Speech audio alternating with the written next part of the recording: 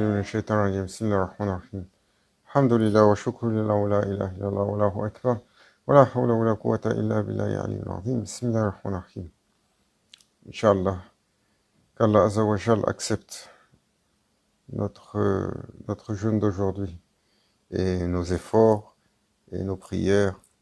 Allahumma taqabbal siyamana wa taqabbal sujudana wa taqabbal salatana wa taqabbal ruku'ana wa taqabbal du'a'ana wa taqabbal qiyamana.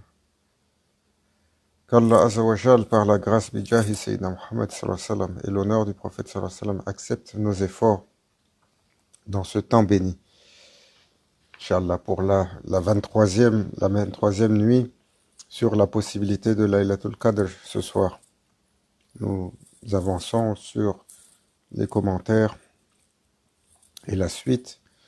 On était au 5e pouvoir qui est accordé aux disciples, qui est sur l'avancement après avoir combattu ces mauvaises caractéristiques et avoir passé les 10 étapes d'ascension pour le mouride. Il se retrouve habillé par la main de son cher sur la permission du prophète sallallahu alayhi wa sallam, des pouvoirs accordés par le Seigneur des mondes. Et dans ces pouvoirs-là, on disait Hakikatu Jazba, le pouvoir d'attraction, Hakikatu Tawassul, celui d'intercession, Hakikatu Tawajjud, celui de focalisation, Hakikatul Faid, celui d'émanation, Hakikatul Taï, le pouvoir de se déplacer dans le temps, et Hakikatul Irshad, le pouvoir de guidance. Et nous sommes là au 5e pouvoir qui est celui Hakikatul Taï, le pouvoir de déplacement. Et on avait vu que le serviteur, lorsqu'il est habillé de cette réalité, alors il peut, par Bismillahirrahmanirrahim, courber le temps et se déplacer par le pouvoir de son Seigneur, comme le dit le Hadith Qudsi. Et Maulana Cheikh Hicham rappelle que les pharaons ont déployé beaucoup de magiciens autour d'eux qui avaient des capacités. Et que ces magiciens, malgré toutes leurs capacités, au-dessus d'eux, les 70 000 magiciens de Pharaon, Allah Azza wa Jal, son messager, Nabi Moussa alayhi salam, était capable de défaire leur magie et d'avaler tous les dragons qu'ils avaient mis en place.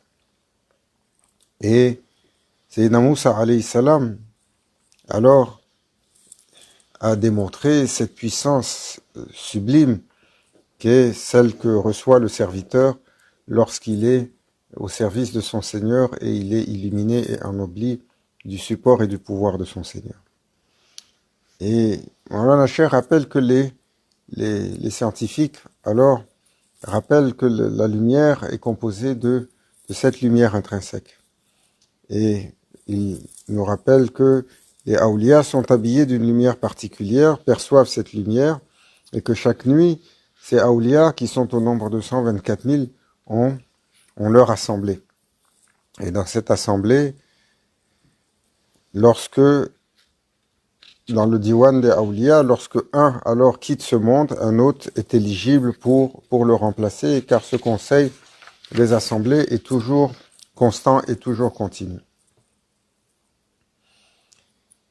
Et Maulana Cheikh nous rappelle l'histoire de Sayyidina Moussa alayhi salam,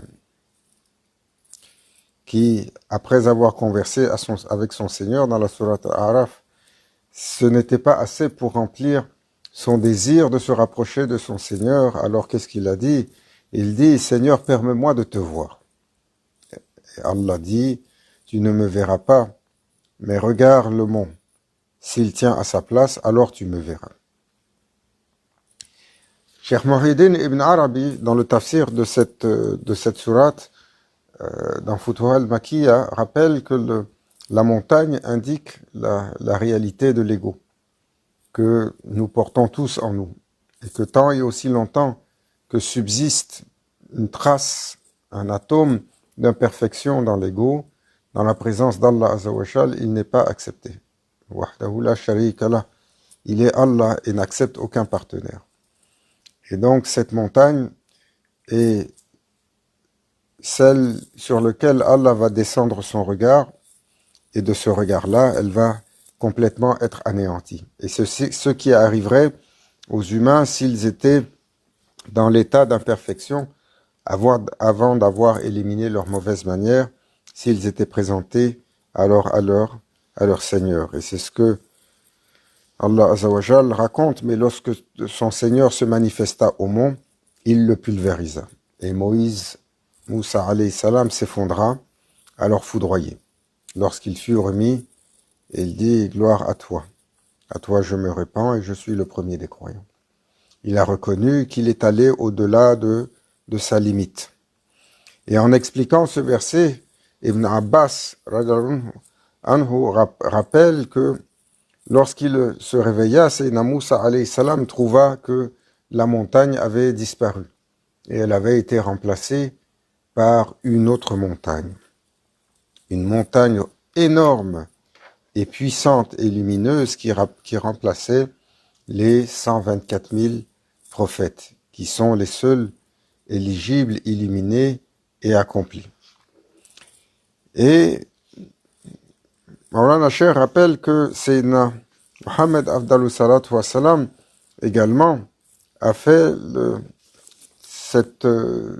a déployé cette manifestation de ce pouvoir incommensurable de Hakikatutaï lorsqu'il a fait Isra wal Mi'raj. Car il est allé à une distance qui dépasse la compréhension. Le Bourak, qui est une créature qui a été manifestée et créée pour porter le prophète sallallahu alayhi wa sallam, parce que son état de perfection lui permettait d'être porté par le Bourak. Et on dit de ce Bourak, alors qu'il allait aussi vite qu'il pouvait atteindre la distance que son œil voit. Donc pour nous, nous avons aujourd'hui, lorsqu'on regarde dans les cieux, la nuit, nous voyons des étoiles qui ont disparu depuis des milliers d'années, voire des millions d'années, voire des milliards d'années. Et qui, à cause de leur éloignement, continuent à envoyer de la lumière alors qu'elles ont disparu depuis bien longtemps. Comme par exemple la lumière du soleil qui nous parvient après à peu près 8 minutes de temps. Pourtant, le Bourak, lorsqu'il regarde à cette limite-là, il l'atteint instantanément. Il avait cette capacité, et on dit du prophète sallallahu alayhi wa sallam, quand il est parti pour aller pour Isra wal Miraj, sur le départ, une cruche fut et son lit était encore tiède. L'imam Shahraoui a rapporté de l'imam Nawawi qu'il a dit que lorsque le prophète sallallahu alayhi wa sallam est allé dans cette ascension spectaculaire, alors c'est avec ses yeux qu'il a regardé son Seigneur, à la différence de Sayyidina Moussa alayhi salam, qui a demandé de voir, et Allah lui a dit, regarde la montagne, et la montagne s'est effondrée pour dire, Ya Moussa, tu ne peux pas porter cette manifestation. Et le prophète sallallahu alayhi wa sallam a été invité, et non pas ni dans un songe ou dans une vision, mais il a été invité et parti avec son corps et sa corporalité. Et là est le plus haut miracle du Seigneur des mondes, qui dans l'espace de non-existence a invité son serviteur créé de matière. Une autre manifestation de ce pouvoir est racontée lorsque Allah Azawajal nous raconte l'histoire de Sayyidina Sulayman alayhi salam qui, pour convaincre Bilqis et lui montrer, la reine de Saba, et lui montrer son pouvoir, va demander aux djinns d'apporter son trône qui se trouve au-delà de 1000 kilomètres plus loin. Et les djinns vont dire, son trône est trop massif, cela nous prendra 1 semaine pour l'amener ici. Alors, Allah décrit dans la sourate Naml, quelqu'un qui avait la connaissance du livre dit, quelqu'un qui avait une certaine connaissance du livre dit, je te l'apporterai en un clin d'œil. Quand ensuite Sulayman a vu le trône installé auprès de lui, il dit, cela est la grâce de mon Seigneur. Et Bilqis, la reine de Saba, alors était confondue, comblée. Elle avait déjà, de par l'apparence de Sayyidina Sulayman, alayhi salam, de par son charisme, de par ce qui émanait de lui, de par ce qu'il disait, elle avait déjà été convaincue. Elle avait fait le déplacement pour venir, Et Sayyidina Sulayman alayhi salam, pour un enseignement, pour sa suite, mais également pour toutes les générations après, avait fait cette manifestation par l'autorisation de son Seigneur pour démontrer la puissance qui avait été descendue sur un roi prophète. Et le verset nous rappelle que c'est quelqu'un de la nation du prophète de Sayyidina Sulayman alayhi salam qui a une certaine connaissance du livre. Donc il n'a pas la connaissance complète du livre, il a une certaine connaissance, et c'est une connaissance qui est à la fois partielle, mais qui est à la fois particulière. Et donc cette connaissance-là, si elle avait été attribuée, et ce n'est pas un prophète, c'est juste un des serviteurs qui avait cette connaissance. Si un connaissant des psaumes de Sayyidina Daoud alayhi salam, des psaumes de David, a la capacité, juste en invoquant les versets, de pouvoir faire déplacer un trône aussi massif sur 1000 kilomètres le temps d'un clin d'œil, alors que dire des 124 000 awliya de la nation du prophète sallallahu alayhi wa sallam? Quelle capacité auraient-ils s'ils utilisaient le pouvoir de Bismillahir Rahmanir Rahim, le pouvoir qui est établi dans ce Coran magnifique? Et Allah Azawajal sait ce qu'il a accordé et ce qu'il a descendu. Sayyidina Muhammad Afdalus Salatu Wassalam a parlé de cette réalité lorsqu'il disait aux compagnons à propos des awliya, une catégorie particulière qu'il a mentionnée, qui sont les abdal. Et lorsqu'il décrivait, une fois il parlait des abdal, il disait leur réalité spirituelle est telle que si l'un d'entre eux ordonnait au soleil de venir, alors le soleil viendrait pour se prosterner à leurs pieds. Et ça, c'est la parole de celui qui est l'émanation de la vérité. Maulana Cheikh Nazim, Qaddasallahu sirr, nous a dit, planer à travers cet espace est relativement très simple. En un clin d'œil, n'importe quel individu pourrait atteindre les cieux et la terre et tout ce que les cieux contiennent et voyager à travers les galaxies, même celles qui sont les plus lointaines. Car la lumière du serviteur procède de la lumière des océans divins. Et Maulana rappelait que dès que vous levez les yeux et que vous regardez les cieux, vous voyez tant de choses. Mais ce que vous voyez sont parfois des galaxies d'une telle taille, d'une telle grandeur, que l'esprit n'arrive même pas à imaginer, par exemple, la galaxie d'Andromède qui est si loin, quelle pourrait être sa taille, elle qui est si magnifique, lorsque les télescopes nous ont révélé cela. Mais l'humain voit aujourd'hui d'ici, lorsqu'il regarde cette galaxie d'Andromède, elle lui paraît littéralement comme un petit point. Et nous n'avons pas accès à tous ces éléments qui sont aussi massifs, aussi loin, parce que nous sommes encore habités par nos désirs. Nos désirs qui nous retiennent, qui accordent à notre corps une densité extrême et qui nous empêchent de pouvoir nous élever. Alors, Maulana Cheikh Nazim disait que celui qui se libère de son ego, alors il se libérerait de son apesanteur et pourrait voyager dans l'intégralité de l'univers et bien au-delà. Et c'est pour cela que nous éprouvons la faim et la soif. Vous savez, cette faim et cette soif, elles témoignent de notre basharia, de notre corporalité. Nous sommes des êtres de chair manifestés, dont la densité, à cause d'une manifestation évidente, alors nous retient sur cette terre. Et à cette densité et à ce qui nous retient sur cette terre, alors est associé l'ego. Mais celui qui arrive à faire évoluer l'ego, à le terrasser, alors il est libéré de cette densité. Et comme le prophète sallallahu alayhi wa sallam, ou les prophètes à qui a été accordée une ascension, ou alors par exemple certains awliya, l'un des plus fameux était Sayyidina Jalaluddin Rumi, Qaddasallahu sirr, qui, lorsqu'il enseignait et à ses disciples à tourner, les derviches tourneurs, il est dit que dans leurs assemblées, sous Sayyidina Jalaluddin Rumi, de par leur pureté intérieure, alors ils déconnectaient de la terre et en tournoyant, littéralement, ils s'élevaient dans les airs. Et parce qu'ils avaient cette connexion, cette déconnexion de leur matérialité pour avoir purifié leur ego. Alors l'humanité a besoin de tenir d'essayer de contrôler ces désirs qui nous sont rappelés par notre besoin de manger et de boire.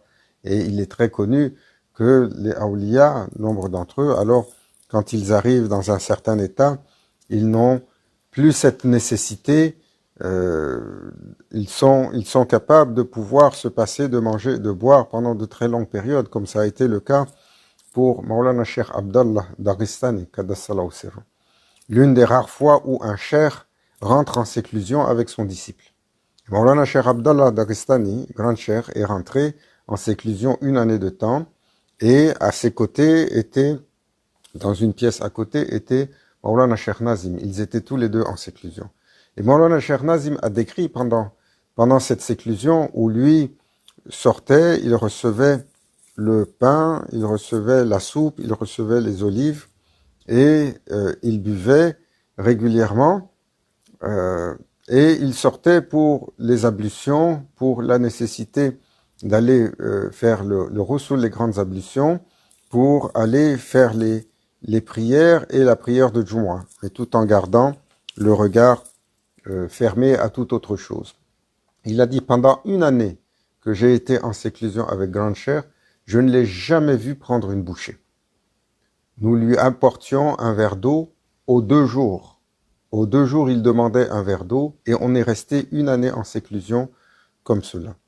Et d'ailleurs, Maulana Cheikh décrivait ce qu'il a vu dans cette séclusion et ce qu'il a entendu de Grand Cheikh qui faisait des du'as, qui littéralement, chaque soir, quand il était dans la période du tahajjud, il faisait des du'as, et Maulana Cheikh Nazim disait, jamais je n'ai entendu la même du'a 2 fois, et il a fait des du'as dans des langages que je ne comprenais pas.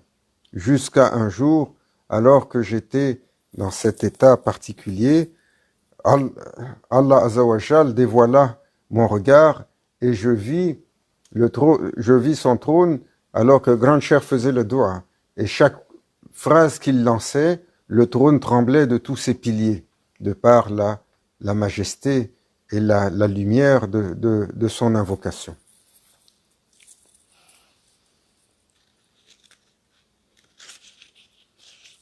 Et alors, Maulana Cheikh Hicham nous rappelle cette histoire que j'ai racontée peut-être au début, sur laquelle nous allons passer relativement rapidement, où c'était à la fin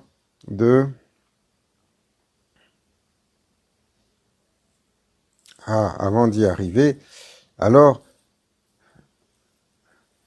le prophète sallallahu alayhi wa sallam nous a dit, pour celui qui contrôle ses mauvaises manières et son désir, c'est pour ça qu'il a dit, celui qui me garantit ce qu'il a entre les 2 mâchoires et les deux jambes, alors je lui garantis le paradis, c'est-à-dire la langue et notre partie privée, qui sont les 2 portes des plus gros péchés chez les humains, afin de pouvoir équilibrer le désir, parce que la langue symbolise le désir parce qu'elle est associée au goût, et les parties intimes sont associées au plaisir charnel, et symbolise également ce désir qui consume les humains. Et Maulana Cheikh Hicham symbolise un peu la force de l'ego qui est, il dit par exemple, lorsque vous avez une voiture ou un avion qui a perdu le contrôle, comment l'arrêter? Il a dit, l'ego est bien plus compliqué et bien plus puissant qu'une voiture ou un avion. C'est une bête d'une complexité, d'une férocité et d'une force incommensurable. Une bête qui a tenu tête au Seigneur des mondes. Elle a été créée ainsi. Une bête qui a la particularité, un nafs, elle a la particularité, euh, Maulana Cheikh Hicham, une fois, il utilisait cette image-là, comparait l'ego comme du verre. Hein, nous savons jusqu'à quel point le verre peut être dur. Hein. Certaines qualités de verre peuvent supporter jusqu'à 100, 200, 300 tonnes de pression au centimètre carré, hein, lorsque la structure du verre est très bien établie. Quiconque s'est tapé la tête contre un bloc de verre peut comprendre jusqu'à quel point ce matériau peut être difficile. Mais de sa force alors sa faiblesse, comme le verre peut être très dur, il peut également être fragile et être brisé en 1000 morceaux si on le tape au point adéquat. L'ego de l'humain, dès qu'on vous pousse au bon bouton, comme dit Maulana Cheikh Nazim, une fois quelqu'un disait « Oh, celui-là, il est, mashallah, c'est une personne qui est forte ». Et Maulana Cheikh, il a rigolé. Il a dit, attendez qu'on lui marche sur la queue et vous verrez comment on va se déplacer, si elle est vraiment en contrôle d'elle-même. Et la personne qui a entendu ça a dit, Saïd, vous dites que on a une queue véritablement. Il a dit, oui, c'est la queue de l'ego. Il suffit qu'on marche sur le bon point pour que l'ego parte en vrille et explose de colère. Alors, au même titre, il suffit d'appuyer sur le bon point pour que notre ego explose. Alors, une multitude d'écoles, Maulana Cheikh, pour apprendre à nos pilotes à conduire ces gros paquebots ou ces gros avions, ou même pour nous, pour apprendre à conduire des véhicules. Mais quelles sont les écoles pour apprendre à conduire ce véhicule formidable que nous avons? Parce que le nafs, il passe de nafs al-amara bisou, donc de son état vil, enfantin, le plus terrible et le plus corrompu, à nafs al-mutma'inna, donc un ego qui est soumis et qui n'offre plus de résistance. Mais au-delà de nafs al-mutma'inna, il y a ce qu'on appelle l'extinction de l'ego, qui alors, tel un phénix, renaît de ses cendres dans une créature sublime qui va envelopper finalement le corps et pouvoir faire l'ascension spirituelle, comme le Bourak. Et c'est cela, en fait, la fonction de l'ego. C'est comme n'importe quelle monture, si vous prenez le cheval le plus sauvage, alors personne ne peut l'approcher, il donne des ruades, il a une force brutale, jusqu'à ce qu'arrive le maître pour le dompter. Et une fois alors qu'il est dompté, il devient la créature la plus puissante sur laquelle monte le cavalier ou le chevalier pour aller vers sa destination. Plus le potentiel de l'humain est élevé, plus la dimension de son ego est incommensurable, sa puissance. Et donc les prophètes ont eu les montures les plus puissantes, mais de leur capacité, de leur volonté et de la prédestination que Allah leur a accordée, ils ont terrassé, tenu, anéanti leur monture, et l'humain, lorsqu'il arrive à terrasser son ego, et que cet ego est mort avant sa mort, alors il renaît de ses cendres et permet au serviteur de faire son ascension. Alors, Maulana Cheikh Hicham rappelle cette fameuse histoire de Maulana Cheikh qui, au début des années 80, était allé au pèlerinage. Il avait été invité, en fait, par le Premier ministre et le maire de Beyrouth qui l'avaient invité pour aller au pèlerinage et il leur avait dit peut-être. Et finalement, ils étaient allés au pèlerinage et à leur retour, ils étaient revenus visiter Cheikh Nazim en disant « Nous t'avions invité, mais tu es allé avec quelqu'un d'autre. » Pourquoi? Parce qu'en fait, Cheikh Hicham dit, on était tous perplexes. Ils ont dit, on l'a rencontré au tawaf et il a fait un tawaf avec nous et il a continué. Donc il était venu avec quelqu'un d'autre. Et ils étaient surpris. Ils avaient dit, en fait, Maulana Cheikh, durant cette année, avait passé tout le mois de Dhul Hijjah avec nous à Beyrouth et il n'avait jamais quitté. Parce que ces awliya ont cette capacité de pouvoir se déplacer. Alors, Maulana Cheikh passe à la respiration en nous rappelant que la plupart d'entre nous pour la plupart d'entre nous, nous avons ce réflexe de respirer et c'est un réflexe qui est automatique. Mais lorsqu'on plonge dans l'océan de la conscience absolue et que les chairs ouvrent l'état de conscience au serviteur, alors l'état de la respiration change. Le serviteur devient conscient de sa respiration à chaque instant. Et alors, à chaque respiration, il est submergé d'un océan d'illumination qui procède de son Seigneur. Et il y a un dhikr qui est donné aux disciples, qui est un dhikr qui implique une louange au Seigneur des mondes sur chaque souffle de respiration. Car sur chaque respiration, 10 anges sont présents et alors accompagnent cette respiration-là. Ces anges qui sont créés d'une lumière particulière, comme disait Grandcher. Tout ce qui est créé, toutes les lumières créées, puisent leur lumière dans 9 parties dans la lumière du prophète sallallahu alayhi wa sallam. Et une partie de ces lumières-là procède de Bahrul Qudra, les océans de pouvoir qui émanent de la présence d'Allah. Et donc, nous sommes des serviteurs d'Allah. Et nous avons cette lumière intrinsèque à l'intérieur de nous qui est non manifestée. Les Aoulias disaient, regardez, il y a déjà très longtemps, les Aoulias disaient, le nombre des respirations des humains sont au nombre de 24 000 tous les jours.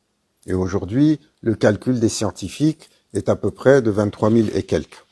Et ces respirations-là, imaginez, lorsqu'elle devient consciente, alors à chaque respiration, le serviteur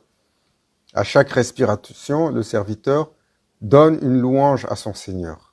Et parce qu'il est dans un état de conscience. Mais ça, c'est parce que cet état de conscience, alors, il est encore primaire. Plus le serviteur avance, plus cet état de conscience se multiplie, et alors, au lieu de 24 000 respirations, le serviteur est à mesure de louanger son Seigneur 70 000 fois. 70 000 fois en louangeant son Seigneur sur chaque journée, en utilisant le pouvoir de son âme et l'énergie de son âme. Et cette louange, alors, Allah Azza wa Jal a mis sous la langue du serviteur une veine principale qui part directement au cœur. Pour les gens qui doivent prendre des comprimés pour leurs problèmes cardiaques, ils le savent, les médecins rappellent que le meilleur endroit, quand on a une insuffisance et qu'on doit prendre une pilule rapidement, dès qu'on le met au-dessous de la langue, tout de suite, cela est transmis au cœur. Le cœur peut faire autant de miracles et alors monter sa capacité au-delà de 700 000 récitations par jour. Il peut monter à 7 millions, voire 70 millions. Et Allah sait jusqu'à quel niveau. Cela nous mène à la dernière manifestation, le dernier pouvoir, alors Hakikatul Irshad, le pouvoir de guidance, qui est celui qui est accordé lorsque le serviteur a passé toutes ces étapes et a été habillé des 5 pouvoirs précédents. Alors il est affublé, il est embelli, il est décoré par la réalité de la guidance. Et il peut alors guider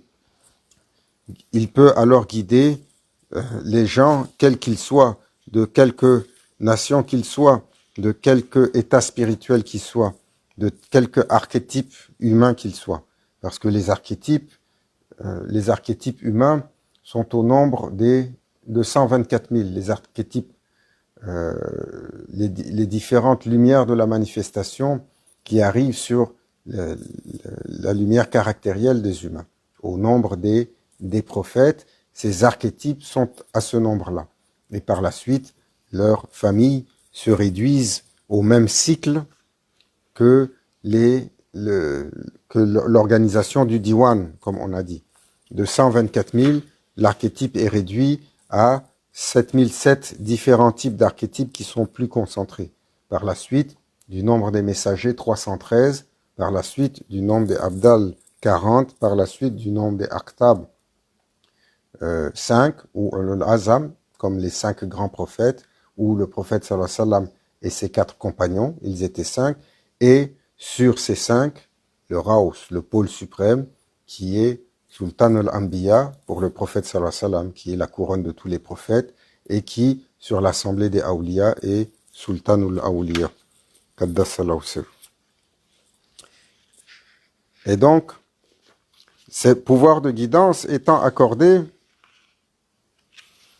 les maîtres ont alors la capacité de guérir les étudiants, de les guider, de les guérir de tout attachement matériel, de les faire évoluer à travers leurs différentes, leurs 17 mauvaises caractéristiques, et de les faire évoluer pour pouvoir se détourner et des 800 interdits donnés en islam, et pour les amener à leur destination finale. Car un jour, nous avons dit, lorsque nous avons été questionnés, Alastu bi rabbikum? Qalu bala. Le jour de la promesse, Allah Azza wa Jal nous a questionnés. Ne suis-je pas votre Seigneur?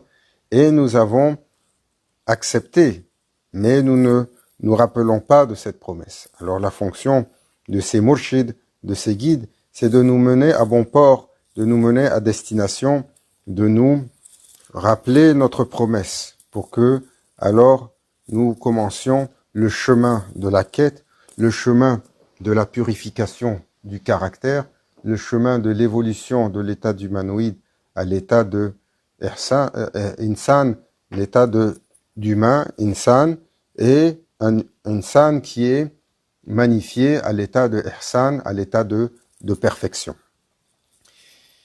Et Allah Azza wa Jal ainsi nous a accordé cette guidance ininterrompue à travers ceux qu'il a choisis. Cette intercession également est accordée à tous ceux qu'il a choisis parmi ses serviteurs, d'intercéder à la défense des humains, mais d'intercéder également pour pouvoir prendre la main des humains et les guider sur le chemin de la lumière. Ni les cieux ni les terres n'ont accepté de porter ce amana, mais l'humain, dans son ignorance et dans sa prétention, a accepté de porter ce fardeau qui a fait de lui son propre oppresseur, car ce amana, alors, est descendu avec une contrainte sublime que les cieux et les terres avaient compris avant que l'humain, sans réfléchir, alors de façon spontanée, à la mesure de sa volonté, a dit « Je l'accepte, ya Rabbi ». Et c'est pour ça que Allah a dit aux anges à propos de cette créature « Votre Seigneur sait ce que vous ne savez pas ». Mais tant et aussi longtemps que nous n'avons pas alors traversé l'univers dans la main des murshid, des guides, et dans leur capacité, dans leur vaisseau, porté par le vaisseau de leur accomplissement, le guide est à mesure de voir par la lumière de son Seigneur et d'atteindre son Seigneur, son serviteur, son disciple, par le pouvoir de focalisation, de lui porter secours et de l'assister et de l'observer en tout temps, de le guider et de l'aspirer dans sa propre réalité pour l'amener dans cet accomplissement. Et nous finissons en disant, ce n'est pas une chose facile que de guider. Allah l'accorde à qui il veut. Et c'est pour ça que parmi les 124 000 prophètes, il y a eu 313 messagers. Et parmi les 124 000 awliya, il y a 313 murshid, 313 guides suprêmes. Et ne peut guider les humains vers la présence divine que les awliya, que les gens de la sainteté aujourd'hui. Les gens qui ont atteint un accomplissement spirituel notoire où ils ont parfait toutes ces étapes-là. Et nous finissons en rappelant qu'au-delà de ces 6 pouvoirs qui ont été accordés à l'humain, le serviteur arrive à parfaire et à combattre son ego et à traverser les 10 étapes de l'accomplissement, et que ces différentes réalités sont ouvertes à son cœur, Maulana Cheikh nous rappelle qu'il y a également 7 pouvoirs fondamentaux qui sont enfouis dans la réalité, qui ne sont pas ces 6 pouvoirs-là, qui alors vont être déployés. Qu'Allah Azza wa Jal nous honore de par cet enseignement, nous permette de le suivre, nous permettent d'y goûter, nous permettent d'y être invités, nous rendent éligibles au taskiyatun nafs, au combat de l'ego, par la gouvernance et par la direction et par la guidance de nos machères. Allah Azzawajal, en dépit de notre incapacité, par la grâce du prophète sallallahu alayhi wa sallam, par l'honneur du mois de Shahr Ramadan, par la bénédiction de ces 10 derniers jours et par la suprématie de la nuit dans laquelle nous sommes, Laylatul Qadr, que nous soit accordé cela. Ya Rabbi, Bijahi Sayyidina Muhammad sallallahu alayhi wa sallam, ila hadrati nabil Fatiha. Et cela termine pour nous cette série sur les mauvaises caractéristiques.